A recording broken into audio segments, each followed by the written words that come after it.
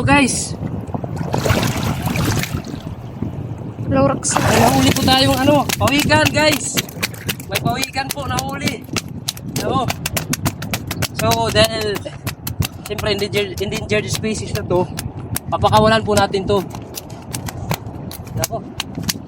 Sige. Tuloy lang. Tuloy lang.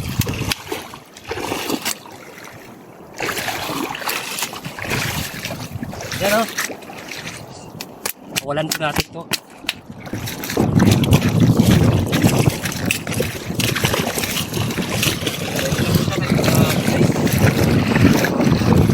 Parang Pakawalan na po natin siya. Pakawalan na po natin. Laya ka na, kaibigan. dagmit. Ayun, wala na po siya. Bilis. So ayun nga guys, hindi natin inaasahan yun na may pawikan pala sa loob ng punuan.